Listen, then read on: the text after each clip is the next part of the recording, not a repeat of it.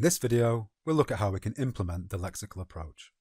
This applies both to students and teachers of English. How then do we implement the lexical approach?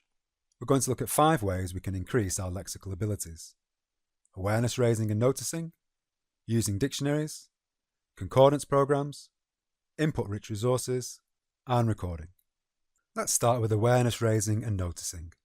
This is how you become aware of the central importance of vocabulary to learning a language, and you do so by noticing how words go together.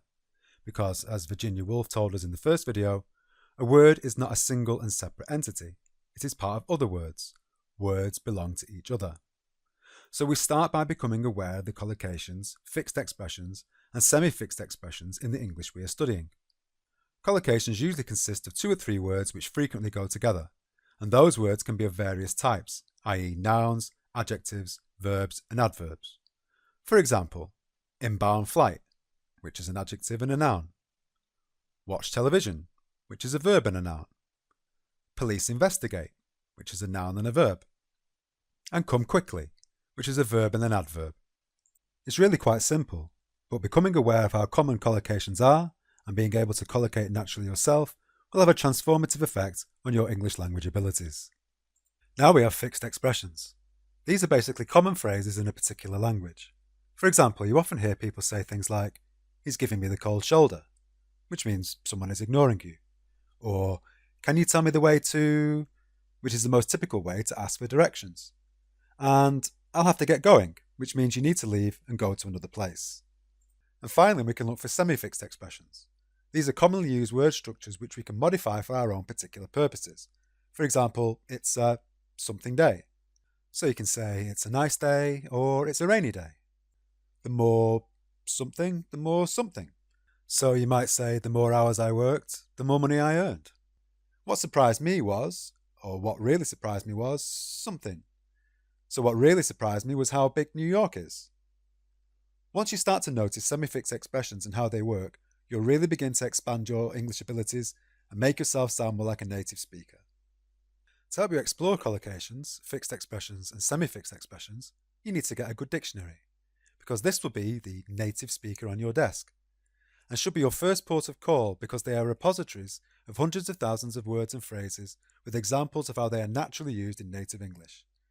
I recommend the Collins Co-Build range because this dictionary provides definitions in full sentences rather than excerpted phrases. These example sentences are drawn from a large corpus of actually used English, so it's about as realistic as can be. So all students and teachers of English should invest in a good dictionary.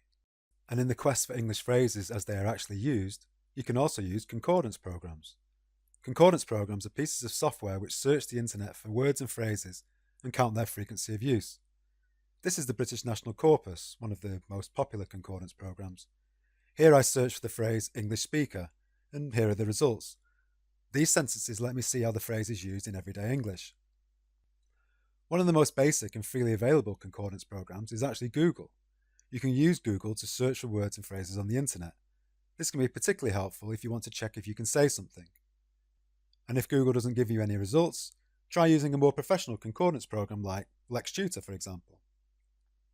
And if you get yourself a Collins Co-Build dictionary, you can use the Collins Word Bank CD-ROM, which accompanies it, and explore the vocabulary there. Students often say, "Teacher, can I say?" Well, now you can check whether you can say something or not using modern technology. Finally, you can access more and more new words and phrases by using input-rich resources.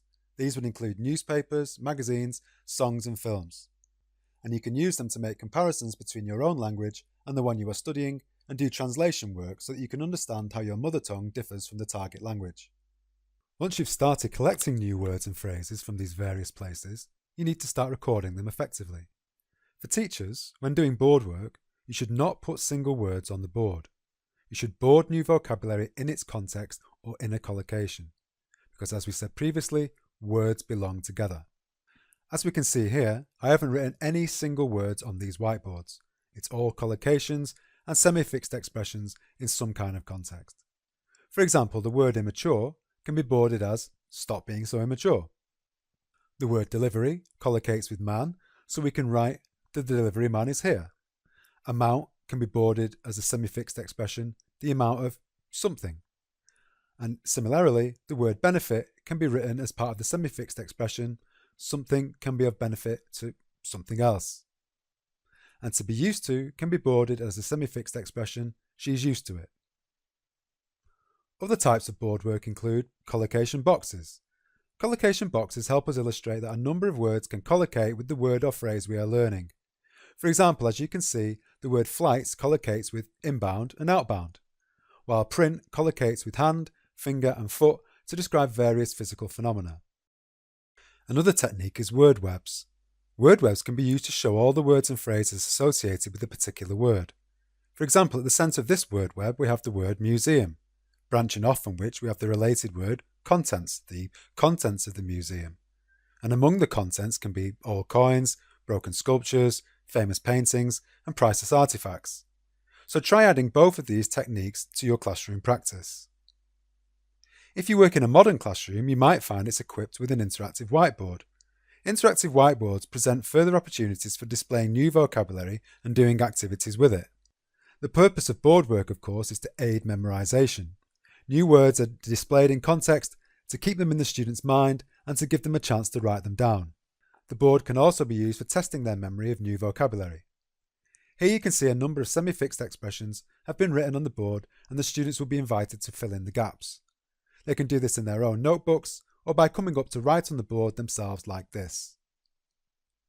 Such an activity can work well after the students have had a break when the teacher has had time to erase certain words already written in phrases on the board. This aids what we call revisiting.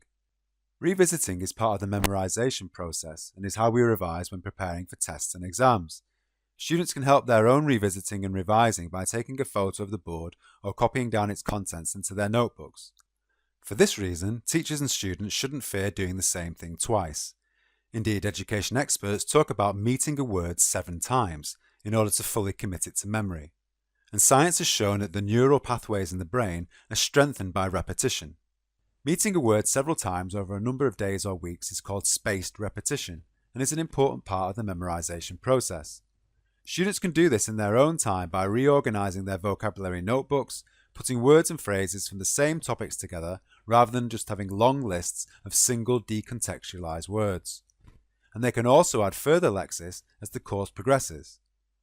Which brings us on finally to the student's lexical notebook, which is of central importance when learning a new language.